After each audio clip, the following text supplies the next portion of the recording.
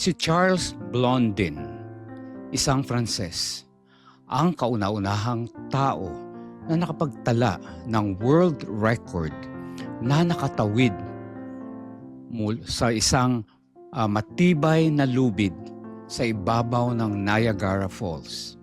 Tutunghayan po natin ang kwento ni Charles Blondin dito sa ating programa. Magandang umaga po. Ako po si Doc Rome Barrios ng Adventist World Radio. Samahan po ninyo ako dito sa Simula, Usapang Senior.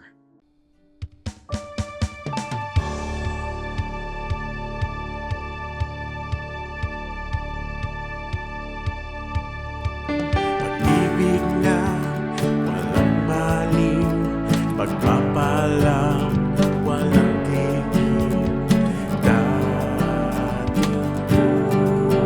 pusong may hapis, ngayon'y umaawi.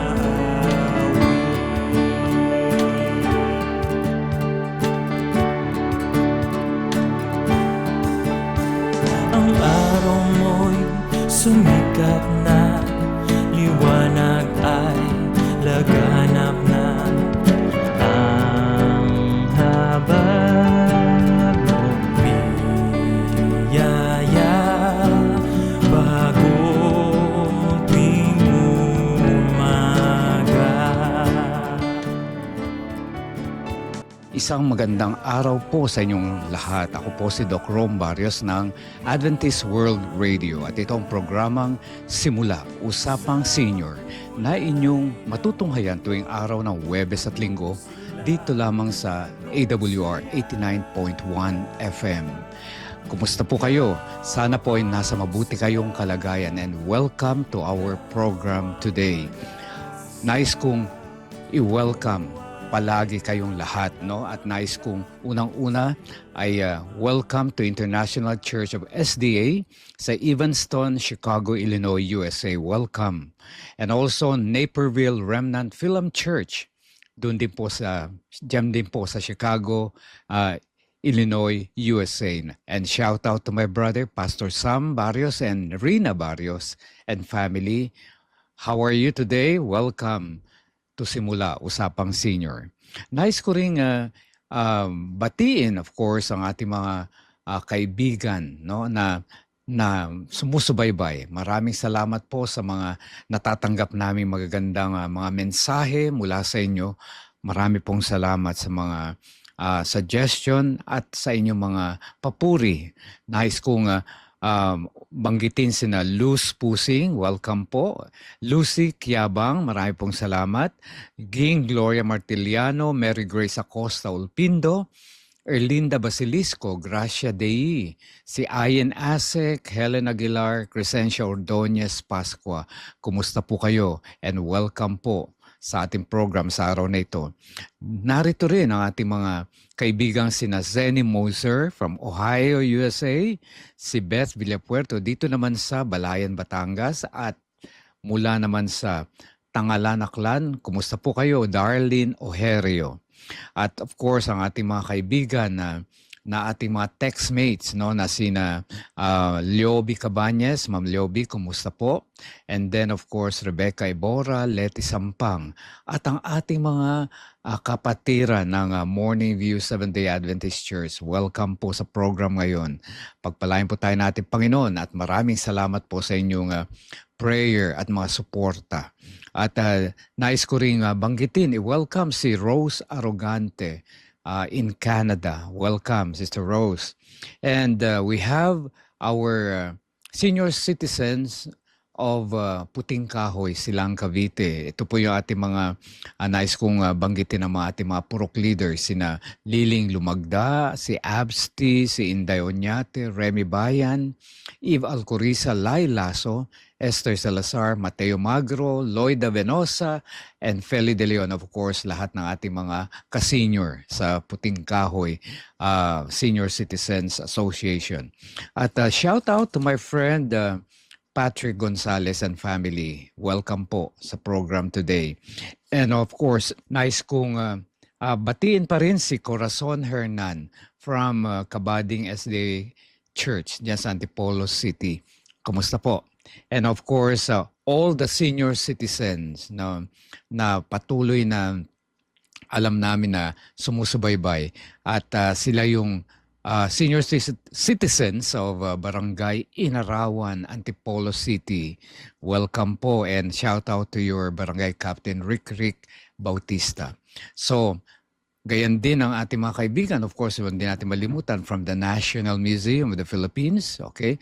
Welcome po sa program Bel Pabunan, si Carol Magdaleno, nandyan din si Alvin, si Lisa, at saka si Ina. Welcome po. Sana ay muli kami makadalaw dyan sa National Museum of the Philippines. At of course, ang ating mga iba natin bang mga kaibigan, I would like to say hi to Ma'am Beth and Sam Castle. Kumusta po kayo? And of course, our friends, Apple of God's Eye, Widowers Association. Welcome po sa program. At ang ating programa ngayon ay very interesting kasi pag-usapan natin yung Guinness World Record holder na si Charles Blondon. So, siya po yung French na nagkaroon ng world record na unang tao nakatawid sa above the Niagara Falls. Okay. So yan po ang ating pagkukwentuhan ngayon. So first of all, of course, again, please hydrate yourselves, drink water po para gumanda ang ating ang ating pakiramdam, ang tamang sirkulasyon ng dugo. So, diyan lang po kayo. Magbabalik agad ang Simula Usapang Senior. You are now listening to Adventist World Radio 89.1 FM. Sa AWR 89.1 FM.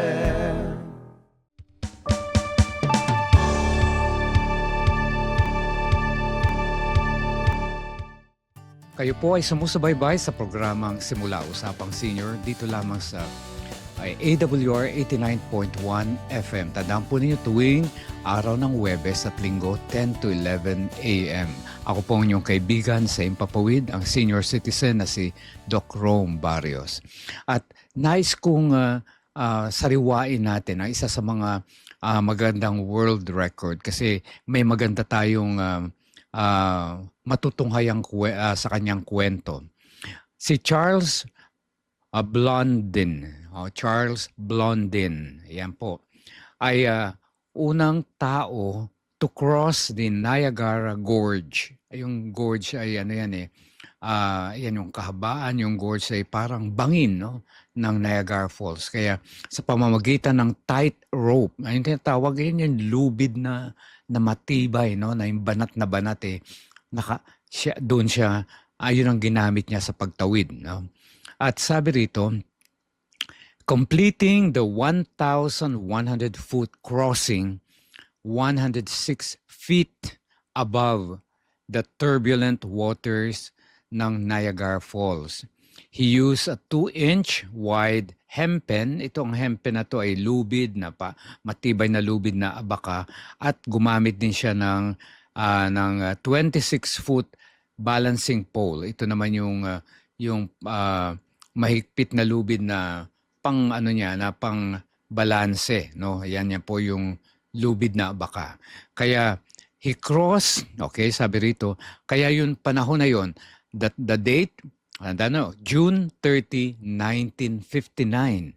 At ang nangyari po ay, of course, is a great event at thousands of spectators ang naka-witness nito, na tinawid niya yung Niagara Falls sa kahabaan mula sa American side, ng Niagara Falls at sa kabila ng Canadian side in 23 minutes. O, di ba?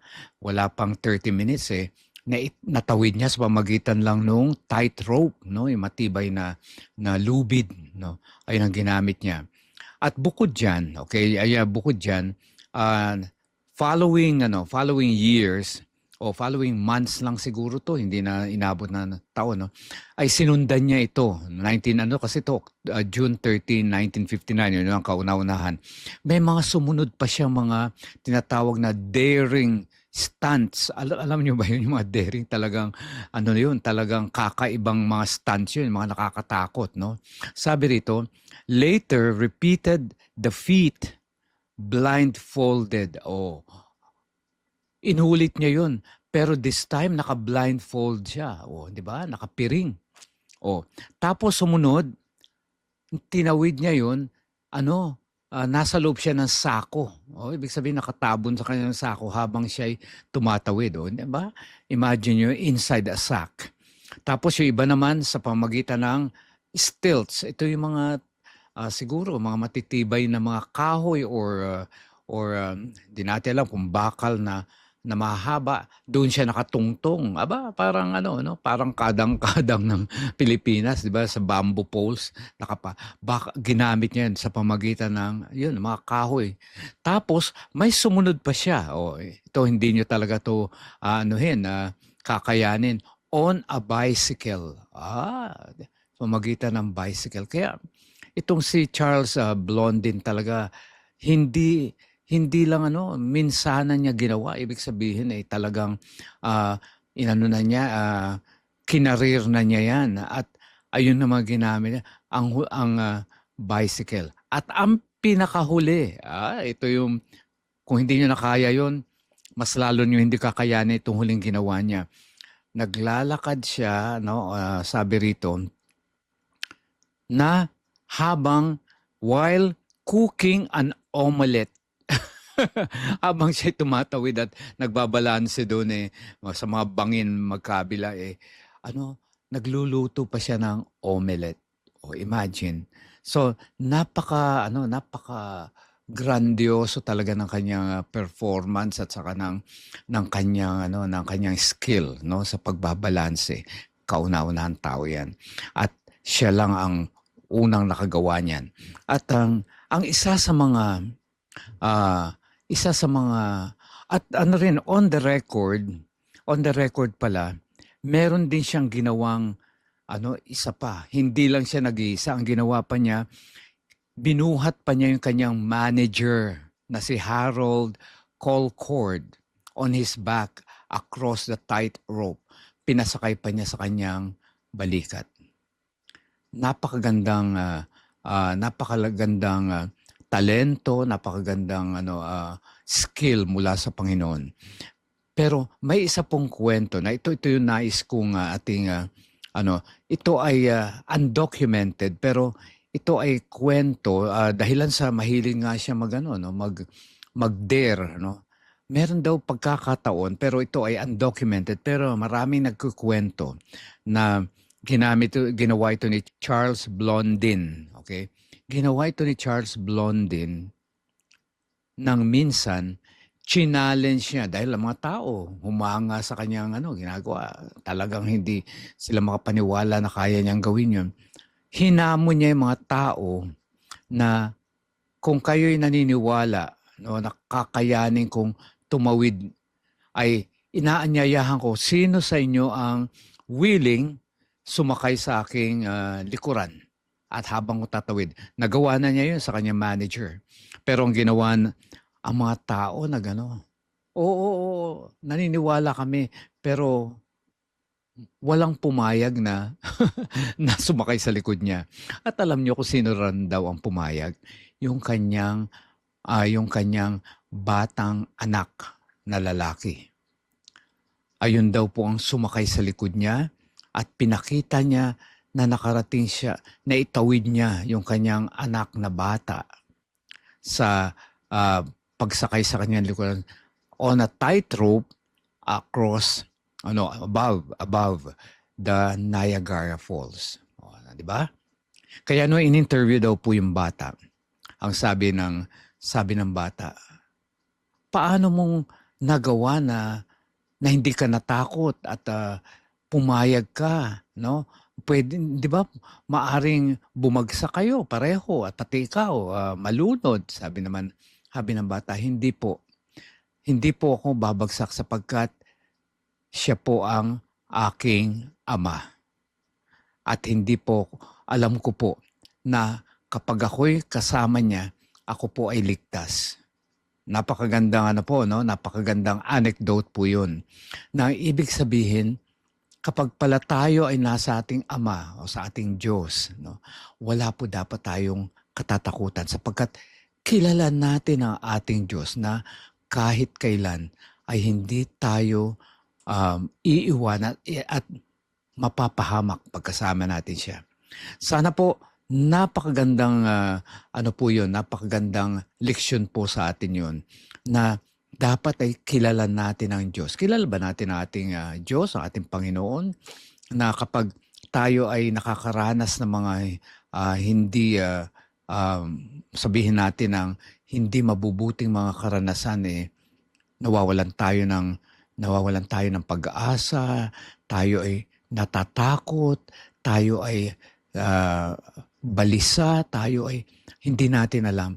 Pero po kung kakilala po natin ang Diyos, kahit kailan, ang ating Panginoon ay hindi tayo pinabayaan. Isipin nyo lang po, ngayon nandito tayo sa programang Simula, nakikinig kayo o sumusubaybay kayo, pasalamatan po ninyo ang ating Panginoon sapagkat ngayon po ay patuloy po tayong nakakatanggap ng pagpapala at biyaya mula sa Kanya. Kaya yung ating paboritong quotation ang biyaya ng Diyos ay bago tuwing umaga. So ngayon pong umaga, kumusta po kayo? Naisip na rin po ba ninyo na anuman ang inyong maging karanasan ngayon o anumang circumstansya ang inyong maramdaman ngayon o maranasa sa buhay nyo, naniniwala po ba kayo na ang ating Panginoong Diyos ay naandyan lang po sa ating tabi at kailanman hindi tayo pinababayaan at anuman ang ating mga dinadala o anuman ang ating mga kinatatakutan, lumapit lang po tayo sa Kanya. Sabi niya, sino man ang tumatawag sa akin ay hindi ko itataboy. At sino man ang tumawag sa aking pangalan ay maliligtas. Pagpalain po tayo natin, Panginoon, sa ating kwento ngayong umaga. Huwag po kayo alis, dyan lang po kayo, uminom kayo, magbabalik po ang Simula, Usapang Senior.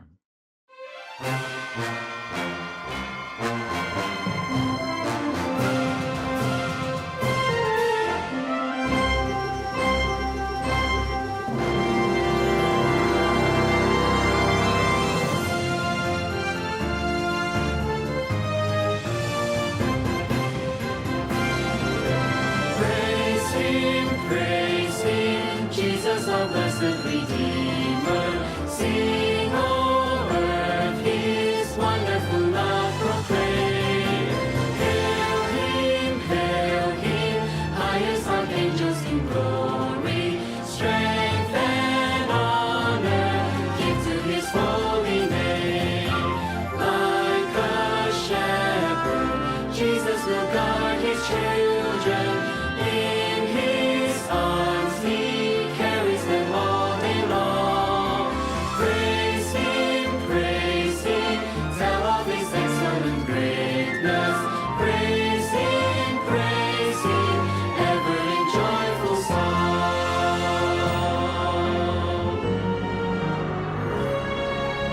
Praise Him, Jesus our blessed Redeemer. For our sins He suffered and bled and died.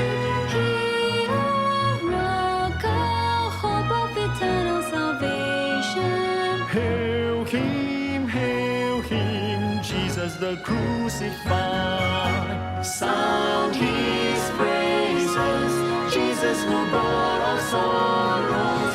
Love unbounded, wonderful, deep and strong. Praise Him, tell of His excellent greatness. Praise Him, ever in joyful song. So exalt, lift up on high the name of Jesus. Magnificent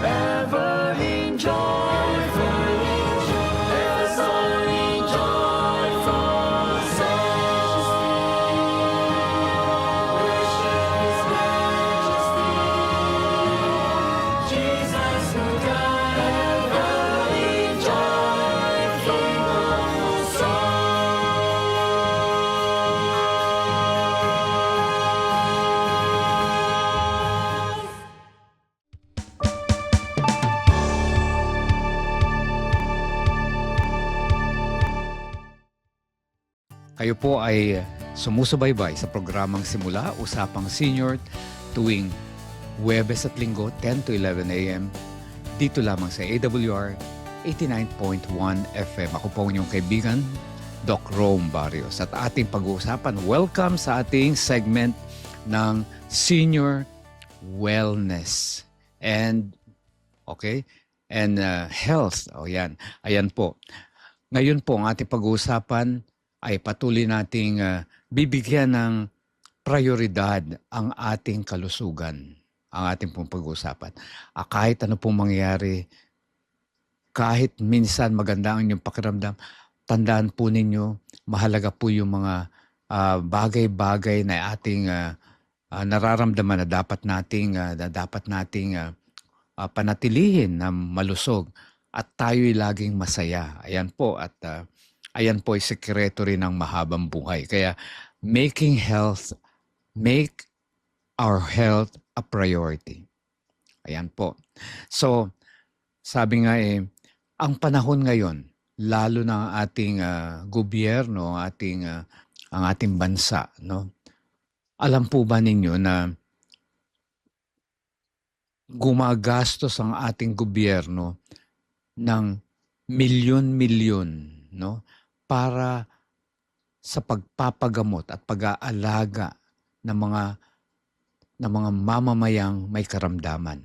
Wala na po tayong ang tinatawag na sick care system. Yung sick care, anong tawag natin diyan? Ang ibig sabihin yung health care na dapat pinuprovide sa atin. Ang ginagastusan po ng gobyerno ay puro sick care. Puro lang po pangangalaga sa mga karamdaman ng mga tao. Kaya sabi overall, ayun yung picture na kung ano man ang budget ng health ng ating bansa o ng ating society, 2% lang ngayon daw ang naka-allot o naka-budget para sa healthcare.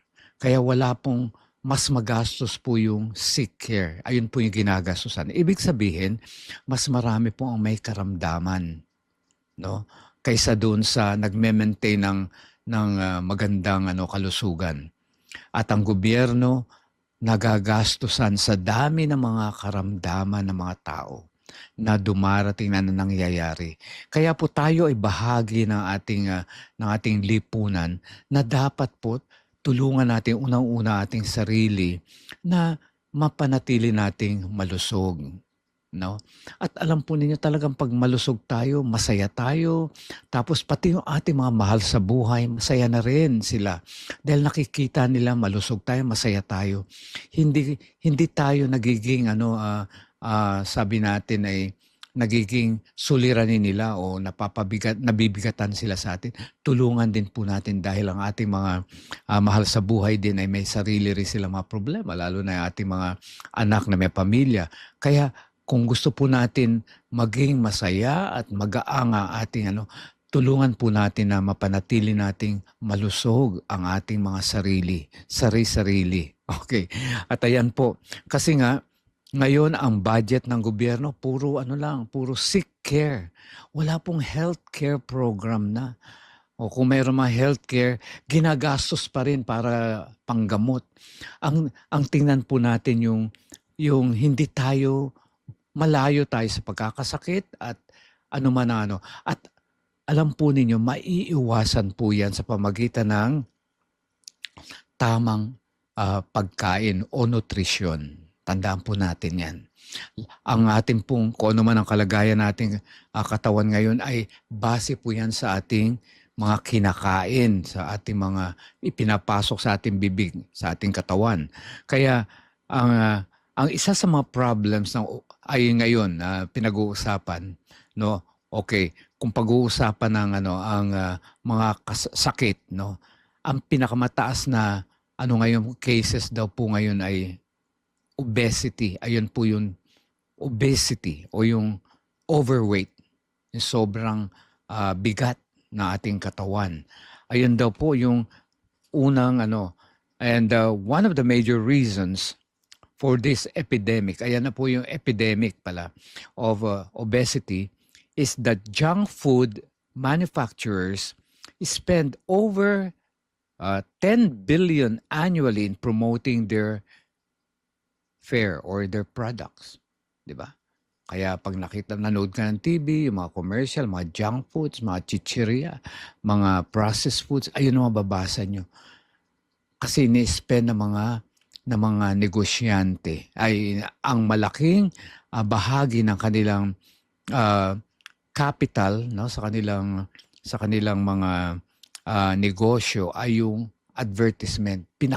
Pinagaganda nila yung mga snack foods, pinagaganda nila yung mga pagkain na process, parang as if pag kumain ka noon ay una magiging sikat ka o gaya ng mga kumakain, ng mga models nila.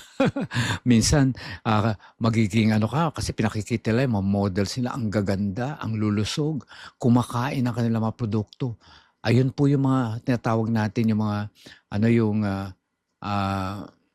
advertisement, yung mga hypes po, yun po yung pinalalabas nila. Kaya tayo naman naiinganyo dahil minsan ay maganda yung pag-advertise, ayan natural, ayan po ay sasabihin nila, ayan po ay organic. Pag-aralan po natin mabuti. Kasi po pag sinabi organic, ayun po yung kakainin mong presko, no? Na hindi na dumaan, hindi na ipack, hindi na nailagay sa kapsula, hindi na nailagay sa kung saan mga container na pwedeng ilagay matagalan, hindi po. Ang tinuturo po sa ay maging plant-based plant-based diet natin na ibig sabihin kakainin natin ng mga natural at fresco. Kaya sabi rito, paano natin magagawa? Of course, ano po yan? Tamang pagpili, tamang kaisipan na kasi kung tutusin, yung mga nakalagay po, ay lalo na sa mga pills, no, minsan kulang ka sa dugo. May kwento, may namit ako na isang kaibigan namin na mataas na raw yung kanyang creatinine, parang something, no, na dahil sa kidney. Kaya ang dami ng pinagbabawal sa kanya, pati raw pagkain ng tinuruan namin ng mga gulay, na rin daw sukat na at saka hindi na raw siya kumakain ng marami. Sabi ko pagka gulay, walang limit yan. Ibig sabihin, hindi ko nasasabi ibig sabihin mas masustansya po kakainin natin ng sariwa.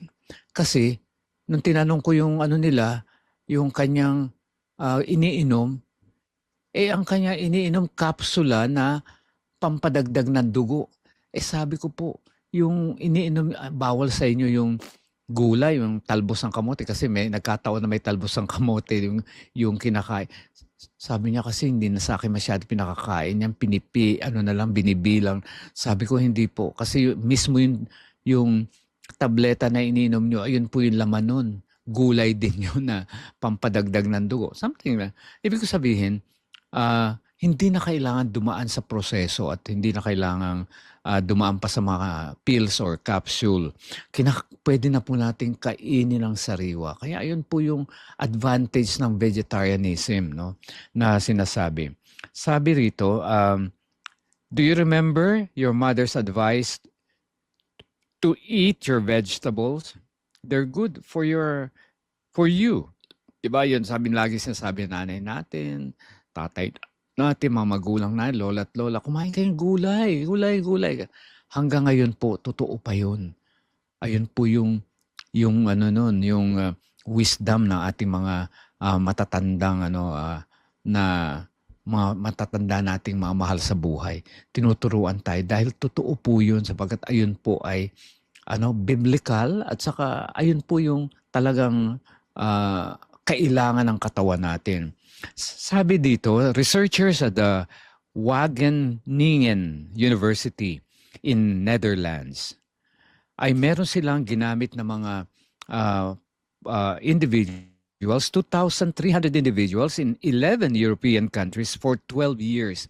Binantayan nila itong 2,300 individuals na iba-ibang mga nationalities.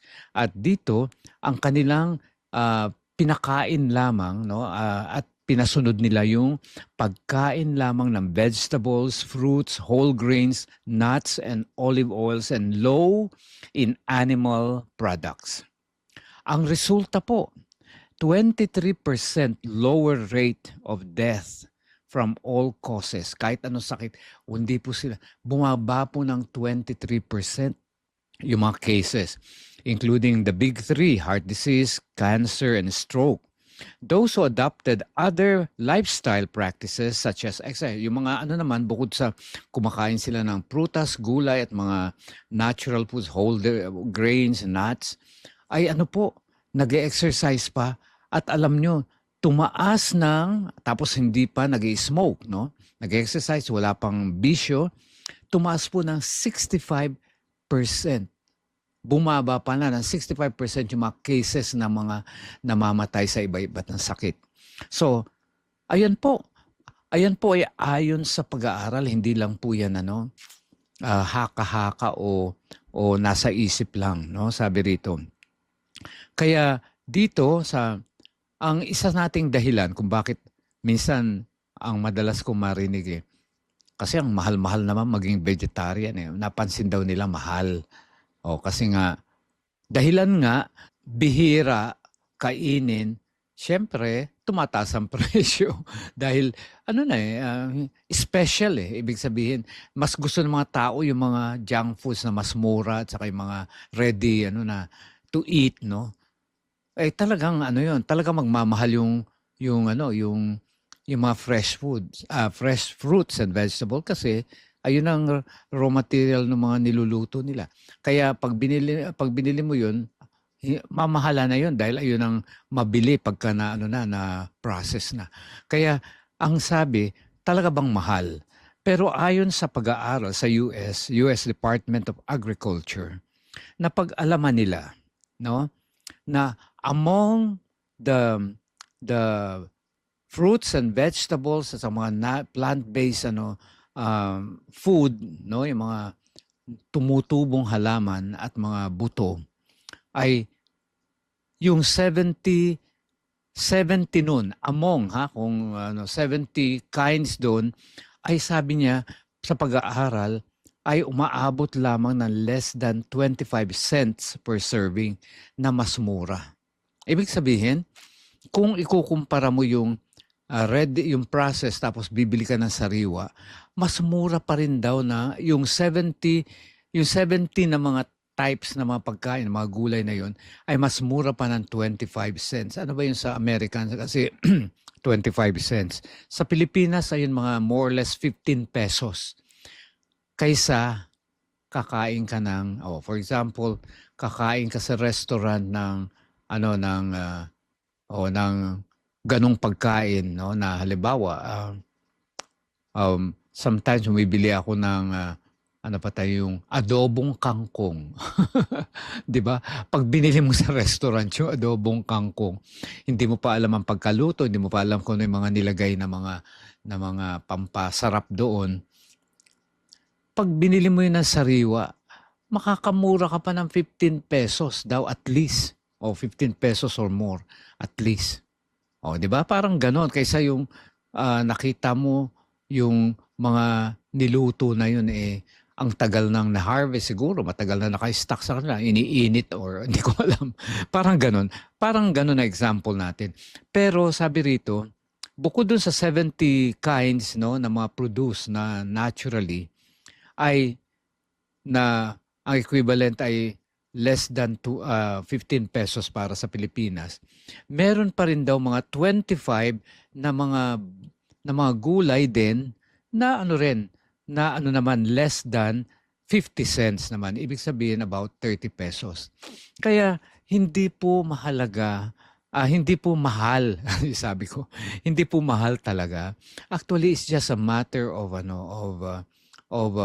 ang tawag natin yan, paggamit ng tamang ng budgeting at tamang pagplaplano ng pagkain kaysa bibili ka ng ano na i-orderin mo na sa mga fast foods na hindi natin alam kung gaano katagal na, anong mga nilagay o anong hinalo, no? At hindi natin alam. Pero usually, napakarami pong preservatives yan. Kaya po tumatagal, no? Kaya hindi po mahal. Mas mahal po pag kumain kayo ng hindi masustansya at saka hindi healthy at pag nagkasakit kayo, mas mahal po ang gagastusin nyo. Di po ba? Kaya isipin po natin para maiwasan yung obesity. Yung obesity, paano natin ano po bang ideal weight? Ang ideal weight kasi depende po sa height, no? At saka yung BMI, yung body mass index, ayun po. Pero meron pong paraan para ma-measure 'yan. Pero ang alam ko yung weight at saka height ay dinidivide in meters, no? Pero pag-aralan po natin, pwede naman po i-Google. Meron naman po tayo o kaya magpaturo tayo consult tayo sa mga experts, no, para matulungan tayo. Ano ba ang ideal weight ko? Ito ang aking edad, ito ang aking pangangatawan, ito ang aking height, o yun. Malalaman po ninyo pagka kasi meron silang mga, yung tawag niya, table, may mga bracket sila na kung gano'n ang height mo, tsaka weight, at saka age mo, ito dapat ang weight mo. Ayun po, pag-aralan po natin. At ayun po, kaya tamang pagkain at talaga po pag gulay, prutas at mga natural po, hindi po kayo magiging overweight dahil mabababa po yung mga calories ng gulay. At isa pa dyan, of course, kailangan natin yung physical activity, yung galaw-galaw, sabing ganon. Kaya yung kasabihan na okay.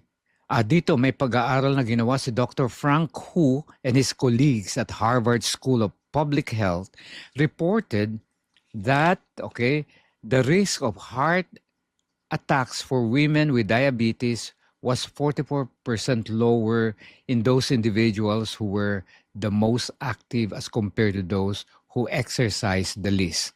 Ano raw? Yung mga itong pag-aaral nila kasi sa mga diabetic, no, na kapag nag-exercise sila at saka aktibo ang kanilang ay nababawasan. Bimo 44% lower ang cases, no, ng mga karamdaman kapag tayo'y nag-exercise kung ikukumpara doon sa mga taong hindi nag-exercise. Ayun.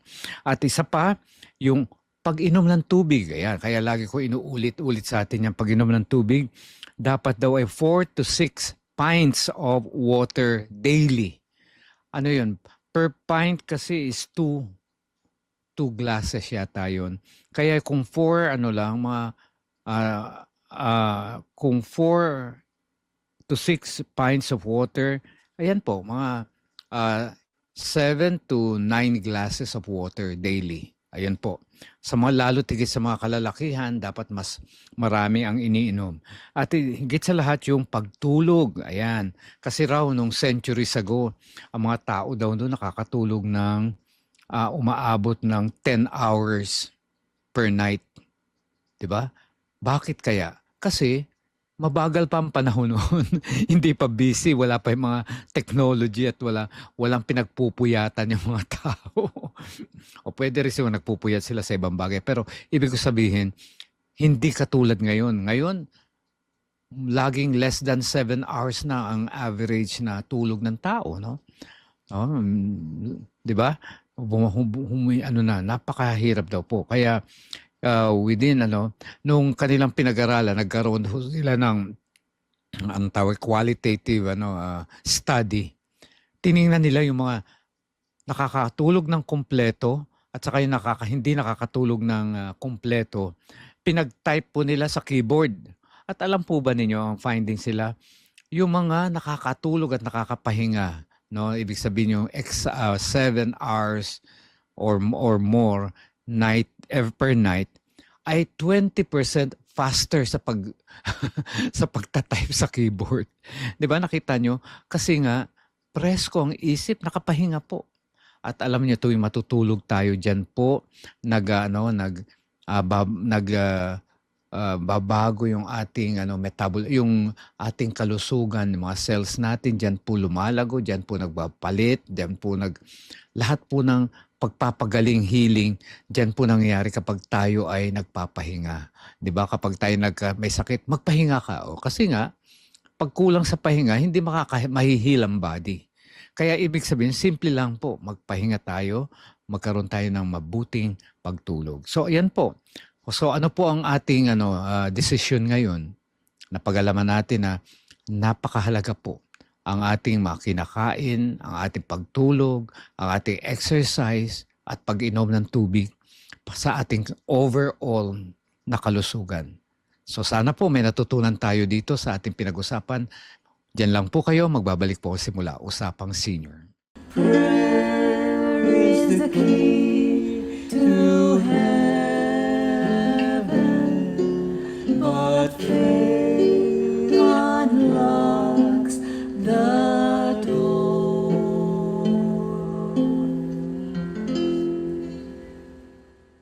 Purihin po natin ating Panginoon sa pagkakataon pinagkaloob para sa atin pong prayer time. At maraming salamat sa inyong patuloy na pagtitiwala sa amin at kayo ay patuloy na nagre-request ng inyong mga prayer, no? At nais naming idalangin kayo sa araw na ito. So, hinihilingan ko po kayo na samahan ako, sumandali po tayong tumigil at tayo po'y mananalangin.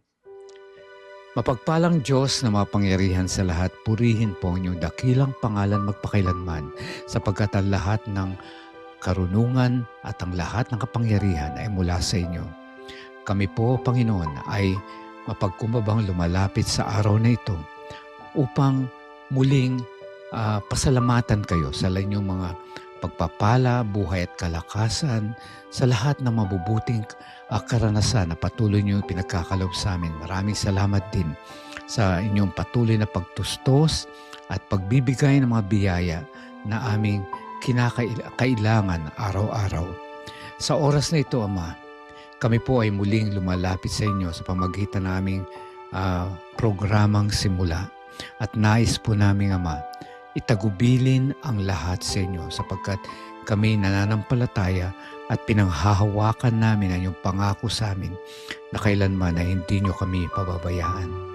Kaya po, Panginoon, sa pamagitan po ng panalangin ito, ilapit at idulog sa inyong banal na harapan ang mga kahilingan na aming mga kaibigan, na aming mga kababayan, na aming mga mahal sa buhay na humihiling ng inyong patuloy na pagpapagaling, total healing, sapagkat alam namin na ikaw ang dakilang manggagamot at ikaw lamang ang aming pag-asa sa aming buhay, sa aming pangangatawan, sapagkat kayo ang lumikha sa amin. Kayo nakakaalam ng aming mga kalagayan. Kayo nakakaalam na makabubuti sa aming mga katawan. Kaya nais po namin itagubilin ang lahat sa inyo. Hipuin po ang bawat isa sa amin. Pagalingin at nang maranasan namin ang inyong kagalingan. Nalapit namin tanging-tangi si Lydia Elijah sa kanyang hospitalization at sa kanyang karamdaman, Ama. Alam namin naman na ngayon ay patuloy siya nakakaranas ng mga iba't ibang mga sakit o pain, subalit alam namin na kung kami mananampalataya sa inyo, kami po ay gagaling. Tulungan din ang kanyang mga mahal sa buhay na bigyan ng kapayapaan ang kaisipan upang lalo naming maranasan ang inyong pag-ibig at pakikisama sa bawat sa amin. Nais din namin ilapit si Ayi Virey sa kanyang karamdaman, ang kanyang nais namin, Ama, na idulog sa inyo kung ano man ang kanyang kalagayan ngayon. Kayo nakakaalam at bigyan din siya ng higit sa lahat ng kapayapaan at pag-asa at pananampalataya sa inyo na sa inyo po ay walang imposible. Gayon din, patuloy namin nilalapit sa inyo magkapatid na si Samantha at Jordan Ocasla. sila po ay, ang mga batang ito ay may patuloy na nadadamang karamdaman. Subalit, wala po kami ibang tatakbuhan at wala kami ibang pinanghahawakang mga pangako, kundi ang inyong pangako sa amin na hindi nyo kami pababayaan. Tulungan po sila. Gayon din, patuloy namin dadalangin ang baby ni Lai Bubon Delida.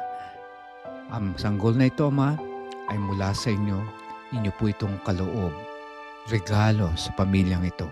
Sa mag-asawa, tulungan po sila na huwag silang mawala ng pag-asa at patuloy po silang manampalataya sa inyo at bigyan ng kalunasan ang sakit ng kanilang sanggol.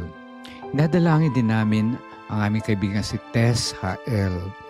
Si Ma'am Tess Hael po ay may nadaramang karamdaman ngayon at nais po namin, Ama, ilapit sa inyo sapagkat patuloy kaming nananampalataya na patuloy niyo siyang bibiyayaan pa ng mahabang buhay upang patuloy siyang niyang makasama kanyang mamahal sa buhay at higit sa lahat upang patuloy niya kayong mapaglingkuran. Tulungan din si Brother Benny Filomeno na aming mahal na kaibigan na patuloy din siyang nakakaranas ng mga karamdaman. Nais namin amang itagubilin sa inyo 10 ng kanyang tahanan, ng kanyang may bahay, na Sir Neneng, na patuloy nawa silang makaranas ng inyong kalunasan at mabuting pakiramdam mula sa inyo at sa patuloy nilang paglilingkod sa inyo. Inilalapit din namin ang aming mga kaibigang sina Maricar Bartolome, gayon din si Lucy de Guzman, si Waylene Lorenzo, si Gemma Molina. Lahat po sila, Ama, ay mayroong patuloy na nararanasan at sila ay nagpapasalamat sapagkat nakakaranas sila ng unti-unting lunas sa kanilang mga karamdaman. Kaya inalapit po namin ang inyong patuloy na paggabay sa kanila at higit sa lahat ang inyong patuloy na pagpapagaling sa kanila. Inalapit namin si aming kaibigan si Patrick Gonzales and family na nagpapasalamat at hinihiling na naway patnubayan po ninyo ang kanyang tahanan, ang kanyang pamilya, ang lahat ng kanilang mga gawain, ang kanilang mga negosyo, gayon din ng mga tao na kanilang pinaglilingkuran at naglilingkod sa kanila. Nawa, patuloy silang bigyan ng karunungan at higit sa lahat ng pagmamahal upang patuloy silang maging tapat niyong lingkod. Tulungan din ang mga kaibigan namin at kapatid ng kanilang church building project sa poblasyon Bustos, Bulacan. Ang pagpapatayo ng kanilang bahay-sambahan. Ama, ang inyong bahay-sambahan ay inyong katawan at tinatagubilin namin ito na nawa basbasan at puspusin ng Banal na Espiritu. Tulungan sila sa kanilang proyektong ito na magkaroon ng simbahan na maraming mga kaluluwa ang patuloy na maglilingkod sa inyo, gayon din ang inyong magsasamba sa inyo at patuloy na makikibahagi sa inyong gawain ng kaligtasan na inyo pinangako sa bawat sa amin. Tulungan din, gayon din ang Bayoyong Basista SDA Church sa Pangasinan. Salamat, Panginoon, sa muling pagbangon ng iglesyang ito at sana magpatuloy sila sa kasiglahan, patuloy sila sa pananampalataya at patuloy na gabayan sila ng iyong Banal na Espiritu upang maisulong nila ang gawain ng iglesia at ang gawain ng simbahan na ang lahat sa kanila ay puspusin ng banal na espiritu na maging aktibo, lalo tigit sa pagliligtas ng kaluluwa. Ama, marami pa po kaming naisilingin sa inyo, subalit narito ang bawat isa sa amin, nakatunghay at lumalapit sa inyong banal na luklukan, banal na harapan. Ano man po ang aming nararanasan ngayon, ang mga sirkumstansya sa aming buhay, itinatagubilin po namin sa inyo, sapagkat kayo ang nakakaalam na mabuti sa amin at kayo lamang ang aming pag-asa, kayo lamang ang aming hantungan at higit sa lahat, kayo lamang ang aming kaligtasan. Maraming salamat po sa inyong pagdinig sa aming mga panalangin at inaasahan naming ang inyong pagtugon, at dahil ito ay hinihiling namin at sa pangalan na matamis na pangalan na aming tagapagligtas na si Jesus. Amen.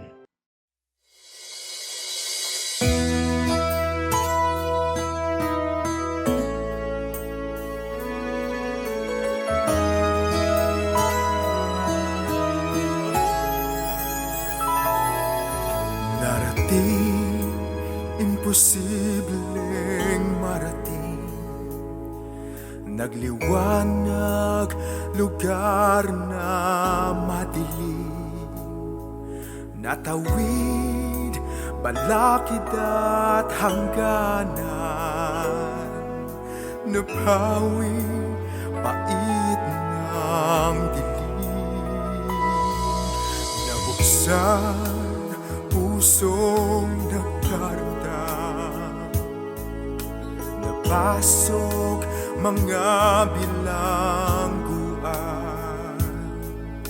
tinahak dagat at kabundukan, hahayo saan man isugo, tayo ang tinig, tayo ang tanglaw, tinawagan, pinagtagubilinan, sa daigdig, pagliligtas ng Diyos ibabatid, pag-ibig niya'y isahing papawid.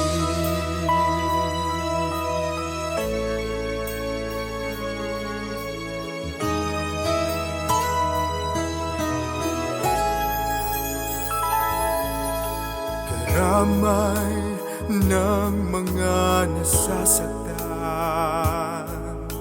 banal na espiritu'y ramdam, tagapagligtas ay isinaysay sa pagbabago ng buhay. Tayo ang tinig, tayo ang tanglaw, tinawagan, pinagtagubilinan, sa daigdig, pagliligtas ng Diyos ibabatid, pag-ibig niya'y isahing papawid. Sa araw, mga bansa'y napaalam, sa gabi, narating kalupaan, dala pag-ibig na walang hanggan, sa kapayapaan na nindigan. Tayo ang tinig, tayo ang tanglaw, tinawagan, pinagtagubilinan, sa daigdig, pagliligtas ng Diyos ibabatid, pag-ibig niya'y isahing papawid. Tayo ang tinig, tayo ang tanglaw, tinawagan, pinagtagubilinan, sa daigdig, pagliligtas ng Diyos ibabatid. Pag-ibig niya'y isa'king papawid.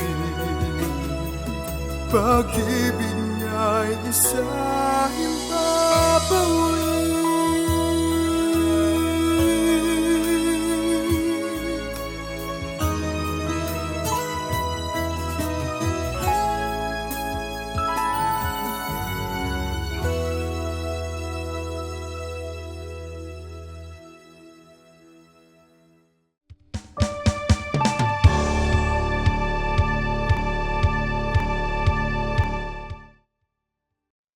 Maraming salamat po.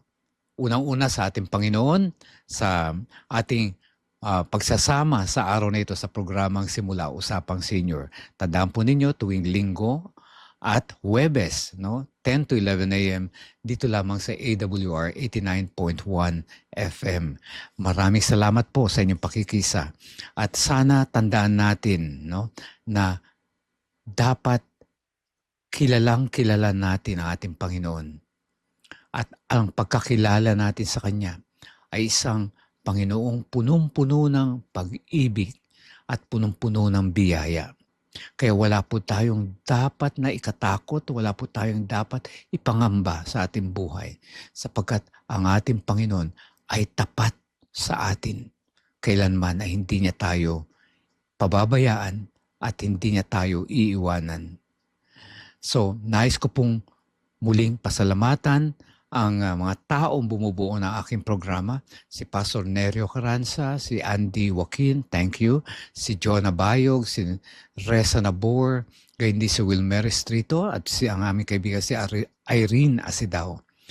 Ako po si Doc Rom Barrios, ang inyong kaibigan na nagsasabi, tuwing umaga, bago ang biyaya at pag-ibig ng Diyos. Lahat po tayo ay may pag-asa, lahat po tayo ay may bagong simula. Hanggang sa muli po, ako po ay muling inaanyayahan kayo. God bless everyone. See you again. Ikaw